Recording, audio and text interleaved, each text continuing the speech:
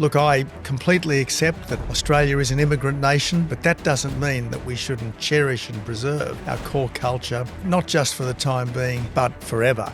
In the end, we are doing people a favour when we admit them to the world's best country, and we should expect that favour to be recognised, and we should expect, I suppose, a reciprocal appreciation. We appreciate them, they should appreciate us. The Australian way of life is under threat like never before. Sectarian violence is rife on our streets. The political class is silencing mainstream Australians under the guise of hate speech. And the media, universities and major civic organisations continue to fan the flames of division. Australia is without leadership and Australians are losing hope. 2026 will be the year that defines the future of our great nation. Are we up to the task? Hello Tony, and g'day to all of our viewers and listeners. Great to be back. Today Tony will be sharing his insights on the fuel crisis, the current situation in Iran, the NDIS, and Ben Roberts-Smith, plus the Coalition's latest immigration policy. Tony, great to be back with you. As always, Dan, thanks for having me.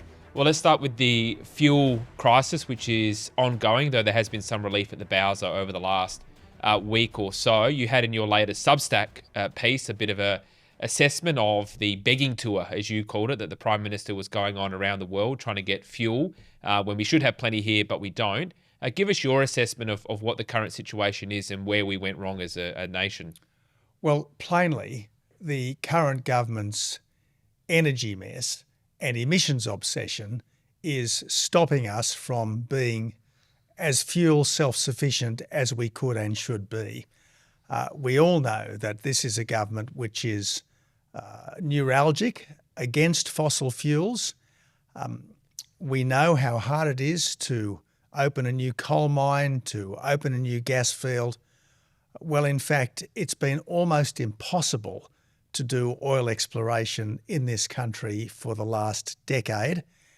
And a country which was once something like 70% self-sufficient in liquid fuels is now right down to 20% self-sufficient. And that means we are particularly vulnerable to any global crisis, as we are now discovering with this crisis in the Gulf. Now, yes, the Prime Minister went on his begging tour to Singapore, to Malaysia and to Brunei, because this is where we get much of our refined fuel from. And it's all very well getting promises from these countries that they will keep supplying us with refined fuel. That assumes that they've actually got the crude oil to refine in the first place. And as long as there is an effective Iranian veto over ships passing out of the Persian Gulf through the Straits of Hormuz, there's no guarantee that the refineries in Asia are going to have what we need. So this is yet another massive wake-up call to Australia that we have to have critical ingredients of life on hand in this country. We need to be much more self-sufficient in fuel. We need really to conduct a full-scale national audit on what's needed for the maintenance of normal life here in Australia, what therefore we need to stockpile, what therefore we need to be able to produce, what we're prepared to rely on our friends for, and what we're prepared to trust the rest of the world for. And at the head of the queue is obviously liquid fuel. At the head of the queue is obviously liquid fuel. Now, I've got to say to you, Dan, when I was Prime Minister, it was brought to my attention that we had nothing like the 90 days of onshore stocks, which we are required to have under the International Energy Agency Treaty. It's probably almost 20 years since we've had the 90 days that we're supposed to have. At the time, I was reluctantly persuaded by officials that efficient global supply chains would sort things out. The pandemic reminded us that efficient global supply chains mean nothing in a crisis. In a crisis, it's every country for itself. So from 2020 onwards, it's been absolutely crystal clear that we've got to have at least that 90 days of onshore fuel stocks. the Morrison government commissioned a Productivity Commission inquiry into our supply chain vulnerabilities. But unfortunately, this inquiry was a very academic exercise and remarkably made almost no mention whatsoever of the need for much greater quantities of liquid fuel on shore. So the way forward is to get the 90 days onshore stocks, to resume the exploration, extraction and refining of oil, because we certainly have more in this country than we are currently exploiting, and we've got to do it as a matter of extreme urgency. Yeah, I think the global supply chains work until they don't. The just-in-time supply concept is a good one in normal times, but as you say, isn't working now and didn't work during the pandemic. Would this undertaking need to be led essentially by government, because we've had so many years of private sector incentives being undermined that no one in their right mind is going to sink money into a 10 or 20-year project knowing full well it could end up being kiboshed by some government down the future. So is this sort of a nation-building type endeavour that you're envisaging? The only way we would get the private sector without incentives to resume the exploration, extraction and the refining of oil would be if there was bipartisan agreement that this was an important national project and that policy should facilitate it rather than obstruct it. In the absence of that, and with Labor's emissions obsession, it's very hard to see that happening. I think it would need to be led by government.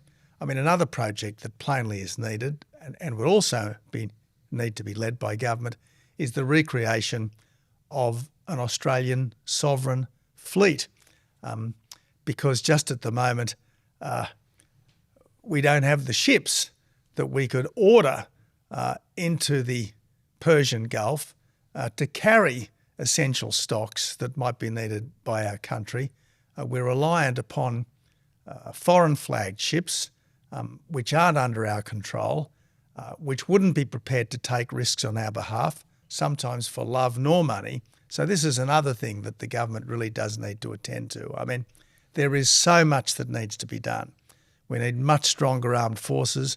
We need much better coordination with our principal allies, particularly the United States. We need to get the oil industry restarted in this country. And yes, we need the hulls in which to carry vital supplies to this country in times of crisis. Well, let's talk about the proximate cause of this situation, which is the Iran conflict. Most recently, we've seen the extension to a ceasefire through intermediaries negotiating in Pakistan. What's your perspective on that ceasefire? Will it hold? And what is the sort of end game here from a US perspective? I think the messaging from the administration has been mixed, as is not unusual. But where does it go from here, do you think? Well, plainly, we don't want a deeply unsatisfactory truce. And any truce or ceasefire that leaves the Iranian war machine at least somewhat intact, any ceasefire that leaves Iran in control of the Persian Gulf and the Straits of Hormuz, frankly, would be a disaster. And my very strong instinct is that the only way to get a lasting ceasefire, which does totally destroy the Iranian war machine, totally eliminate the threat of Iranian nuclear weapons and keep the Straits of Hormuz free, is if regime change is achieved. Now, what the Americans are obviously trying to do at the moment, and I accept that the presidential rhetoric varies from day to day, sometimes even from moment to moment, but plainly what the Americans are trying to do is to use a blockade on Iranian ports to put so much economic pressure on the Islamist theocracy in Tehran that they are forced to give up or to risk a popular uprising that could bring regime change about. So if the Americans are not prepared to launch the kind of military operations that would secure the mouth of the Gulf, which would secure, say, Karg Island, the main Iranian oil terminal, they do need to maintain this blockade, possibly for weeks, maybe even months, to force what is essentially a comprehensive back down, hopefully a regime collapse on the part of the Islamist theocracy in Tehran. Now, one of the disappointing aspects to me, Dan, is the fact that America's traditional allies have been so reluctant to join this absolutely necessary and just fight. I mean, let's remember what America and Israel are determined to do. They are determined to ensure that this regime, which is obsessed with the destruction of Israel, that would like to destroy the United States, that wants to export a global caliphate, that has been funding terrorism, not just in the Middle East, but even in Australia. The Israelis and the Americans want to deny nuclear weapons to this regime and, if possible, to end the regime itself. This is essentially a defensive war. This is, I think, almost the paradigm case of a just war. And yet, despite that, Britain and Australia, normally America's most reliable backers, have refused to get significantly involved. There's been reluctant rhetorical backing. The Royal Air Force is flying some defensive missions in the Gulf. There are British air defences operating in defence of some of the Gulf states. We have sent one command and control aircraft to the Emirates for purely defensive purposes. But frankly, our Prime Minister and the British Prime Minister should have said to the United States, once it was obvious that the attack was likely, what can we do to help? And certainly, if I go back to 2014, when Australia was a significant contributor to the campaign against Islamic State, we have strike fighters, we have aerial refuelers that could be very useful in all of this. And despite the somewhat degraded state of our Navy, I think we should be helping the Americans to maintain a blockade of Iran's ports. In terms of regime change, what would that look like? I think one of the reservations of that is what would come next. Is there a model that you would have in mind? Is there also a risk that perhaps what you get is potentially worse? I mean, there's certainly an argument as it pertains to Iraq that created a power vacuum that was filled by worse forces than what was there. Obviously, there's never going to be a perfect solution, but do you have a concept of what might come the day after the regime is removed? Well, let's look for a moment at Iraq, Dan. It was pretty obvious, even at the time, that America and its allies had a plan for the war, but not a plan for the peace. To the extent that there was a plan for the peace, it was to hand over control to some emigre figures who turned out to have virtually no real authority in Iraq itself.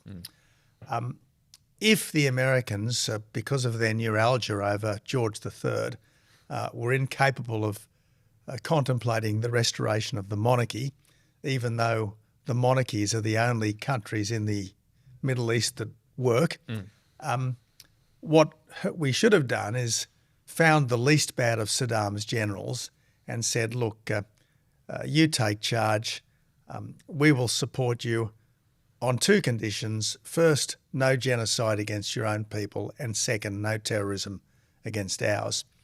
I am confident that the Israelis would have identified some figures inside the Iranian power structure that would be suitable to do something like that.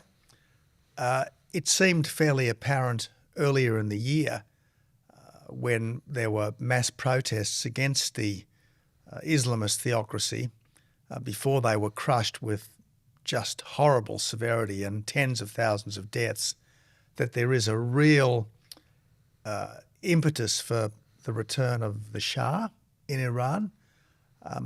The Shah himself has said that he would be happy to go back in order to preside over the restoration of democracy.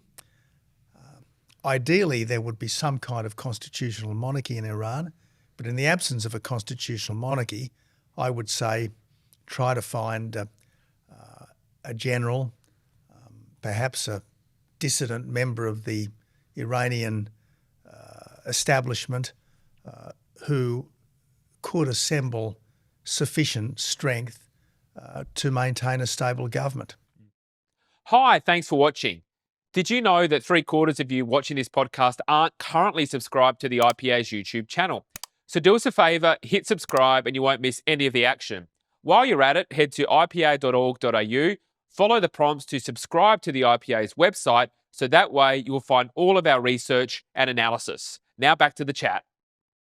All right, well, let's talk about some developments on the domestic front. So we've had the coalition release their immigration policy recently, which I think is a very strong policy. I think the strongest policy the coalition has had on immigration, certainly since 2015. There's a few components to it. One is an Australian values statement that would be made binding. In other words, people can get kicked out of the country if they're found to have not adhered to the statement that they said that they signed up to. Yep. There would be enhanced screening of people coming into the country. But also, I think what's the most significant part is the potential deportation and removal, essentially, of non-citizens who have overstayed their visas, of which there's something like 65,000 of them. This is the first time in my knowledge that there's been such an expansive policy aimed at removing people that are here unlawfully. So I think this is a very strong and comprehensive policy. We're told that there's more to come. But, from my perspective, certainly a very encouraging step in the right direction. What's your assessment of the policy? Well, I certainly agree that as a statement of intent, it's both welcome and very strong. Actually translating good intentions into effective practice is not always that easy because, as we know, the courts can play havoc with governmental intentions in this area. But it, I think, is a great step in the right direction because this is Angus Taylor and Matt Canavan saying to the Australian public, we're going to have an Australia First migration system. And at the heart of an Australia First migration system is an absolute insistence that every single person who comes here for the long term is going to join Team Australia as opposed simply to live in Hotel Australia and exploit the facilities. Now, so much more could and should have been done by the current government, by previous governments, in terms of trying to insist that people who become Australians and who take that pledge to Australia and its people, whose democratic beliefs I share, whose rights and liberties I respect and whose laws I will uphold and obey, people not just say the words but mean them and live them. I mean, so much more does need to be done to insist upon that. But look, in terms of not allowing people to come from countries who won't take their people back, if for whatever reason we wish to deport them, that's good. Insisting that everyone who comes for the long term does subscribe to Australian values, doing much more rigorous checks on these people, including looking at their social media. And then, if having got here, we discover that they're doing things that are not really consistent with Australian values, like turning up at radical Islamist mosques and prayer halls, well, deport them. Simple as that. I mean, no non-citizen has a right to stay in Australia. And frankly, our government has a duty to its citizens to get rid of people who have no right to stay in this country and who are not adding anything to our country. Well, immigration is a privilege, not a right. I mean, Correct. No one has an unfettered right to come to another country. And sometimes it feels that those of us who have been arguing against mass migration don't have a right to have that view. Whereas the shoe should be on the other foot, which is people should only be allowed into another country based on a compelling argument that they will benefit unambiguously the country that they're moving to. And if there is any question marks, the answer should be no. Completely correct. Look, for far too long, there's been, I think, almost like this guilt thing, which countries like Australia, Britain and America have suffered from. I mean, back in the old days, it was fair enough, I suppose, to have right of travel and residence within the empire. But once it became obvious that the numbers were getting out of hand and that some of those coming didn't really want to join Western societies, they wanted to undermine Western societies, well then, once it became obvious that lots of people were coming illegally, well, that attitude really had to change. But unfortunately it didn't. I mean, there is still, among wide swathes of official Australia, this sense that somehow our core Anglo-Celtic culture is dull and boring and needs to be livened up by diversity. There's still this sense that somehow our Judeo-Christian ethos is somehow oppressive and needs to be diluted by the bringing in of migrants from very different backgrounds. Well, look, I completely accept that Australia is an immigrant nation, starting with the early settlers who were then joined by people from all over the world. But that doesn't mean that we shouldn't cherish and preserve our core culture, our Judeo-Christian ethos, not just for the time being, but forever. And we've just got to be absolutely adamant about that. In the end, we are doing people a favour when we admit them to the world's best country, and we should expect that favour to be recognised, and we should expect, I suppose, reciprocal appreciation. We appreciate them, they should appreciate us. Well, on another domestic topic, the NDIS. So there's talk just recently from Mark Butler, the relevant government minister, that they're going to seriously look at winding back some of the components of the NDIS. I've heard figures of reducing the growth of the NDIS from 8% a year to 2% a year. Now, if that were to happen, that would be a very welcome development, because it would mean that at least the growth of the NDIS would be less than the growth of the economy. So therefore, over time, theoretically, it'll start eating up less of the budget and less of the economy. Now, whether they do that or not remains to be seen at budget time. But this has become an absolute monster of a program. And like so many government programs, which may start off with the right mission and the right intentions, has had massive mission creep, and no political leader has had the gumption to rein it in. It does seem like the government is somewhat serious about this. What's your view on where that policy currently stands? Well, at least rhetorically, the government does seem to accept there's a serious problem, but typically with this government, they've made a statement as opposed to making a difference, and there's no detail as to exactly how this is going to work. These are all plans that are yet to be worked out, and which in any event are going to require the agreement of the states. So it is, I suppose, somewhat encouraging that the problem is recognised, but this government's record in dealing with serious problems does not encourage great optimism. I mean, plainly, the NDIS was never adequately designed in the first place. It was never subject to the kind of governance arrangements which would mean that when there was a problem, it could adequately be addressed. And as a result of these poor governance arrangements, as was almost inevitable, we've seen a vast blowout in the number of recipients, we've seen a vast blowout in what they're entitled to, and we've seen an explosion of cost. I mean, the original number was supposed to be 400,000. It's almost doubled to nearly 800,000.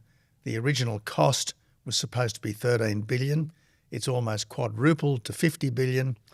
And the original entitlements were only to be for things that were specifically required by the relevant disability. And yet now we've got the taxpayer funding trips to the theatre, lawn mowing services, holidays, etc., companionship, and all this needs to be reined right back. Good luck. I am confident that the opposition will cooperate with the government to the extent that the government is serious about doing this. Unfortunately, the previous coalition government got no cooperation whatsoever from the then opposition. Every time the former coalition government tried to adjust anything in the NDIS, this was portrayed as a dreadful, unconscionable attack on vulnerable people. The coalition won't be like that, I'm sure. Whether the current government has the stomach for change is yet to be seen. Yes. All right. Well, let's talk about Ben Roberts-Smith, and we're heading towards Anzac Day this Saturday, and I think the Ben Roberts-Smith situation is a bit of a cloud that hangs over that event. Of course, he's out on bail, arrested and charged with 5 counts of the war crime of murder in a very public spectacle, you'd have to say deliberately so, where the media was obviously tipped off in relation to his arrest. This has been going on now for something like 10 years. It seems to me that this has been, at a minimum, you'd say that this has been handled in an improper fashion. Even if he has transgressed or done something wrong, that should obviously be dealt with. There are laws even at war, and they should be enforced. But you've got to say the way in which this has been handled with the media spectacle and everything surrounding it, to me and to many people, seems like something doesn't quite add up. What's your assessment of where the case currently stands? Well, thank you, Dan. Look, I think the first thing to be said is that those of us who have never put our lives on the line for our country have got to be incredibly grateful to all those who have, including the Special Forces operators who are now under the cloud of war crimes accusations. I think that's the first point that needs to be made. I think the second point that needs to be made is that we should be prepared to give our soldiers the benefit of the doubt. I would want to be absolutely certain that they really had transgressed before I got too judgmental. So look, there are, as you say, many questionable things that have happened, not just on the battlefield, but in the conduct of the investigation subsequently. Why did the Brereton investigation exonerate, in principle, all of the senior officers? Because if there were cultural difficulties, if there was a brutalisation taking place, more senior officers should have seen it quickly and nipped it in the bud. That's one problem. The fact that it's all taken so long, some of these charges against Ben Roberts-Smith date back almost 2 decades. The evidentiary difficulties when you're dealing with conflicting testimony without the ability to, I suppose, examine bodies, get DNA, etc. The fact that some of the testimony might be tainted because it's coming from Afghan witnesses perhaps who could be pressured, subject to pressure, could be coming from people who've been made promises of immunity and so on. I think this whole thing is deeply problematic. Now, I accept that there are rules that apply even in war, and if they're transgressed, well, yes, there have to be consequences. But I just think it does place a cloud over our armed forces, an undeserved cloud. As far as I'm concerned, people who've risked their lives for our country deserve respect, not condemnation. Yeah, I think the issue here as well is no matter what happens, it's going to be a negative, because if he is found guilty, then that will be used as evidence to say that the system is rigged, that the army and the military have been wokeified at the top levels and that no one's backing in our soldiers. If he's found innocent, well, he's found innocent. So I don't think there's any positive outcome from a national perspective. Everyone's a loser here. Obviously, Ben Roberts-Smith, our most decorated living soldier, has had his reputation probably irretrievably damaged. The armed forces, I think, are under an enduring cloud. And our country is the loser, because I think people will be more reluctant than ever to sign up to serve our country, to take risks on behalf of our country if it thinks that our country might not have their back after the event. All right, well, just in terms of Anzac Day, when we finish off, I think there's two of the most important days on our national calendar from a civic perspective is Australia Day, which is a day of celebration, and Anzac Day, which is a day of remembrance and towards those who sacrificed for our country. There's been a massive resurgence over the last 10, 15 years in support for both dates, actually, but certainly Anzac Day, the numbers are, wherever I go, are massive, and I think Australians are very keen to support our servicemen and women. I'm just interested, as we finish, on your perspective on how Anzac Day has changed over the years and what you might be doing on Anzac Day. Well, my intention is to get to the national service in Canberra, and I agree that particularly this year, it's more important than ever for vast numbers of Australians to turn out to show their support for all who wear our uniform. I like to think that Australians, if asked, will rise to the call of duty should the need arise. I know that the nature of warfare has changed over the last century since the original Anzacs went ashore at Gallipoli. I know that our country has changed somewhat since then, but I like to think that the same spirit of duty and service continues to animate Australians, and I think Anzac Day is a day to show it. Great. All right, Tony, thanks as always for your analysis and insights, and we'll catch up in a fortnight. Good on you, Dan. This is a production of the Centre for the Australian Way of Life at the Institute of Public Affairs. To find out more, visit australia.ipa.org.au.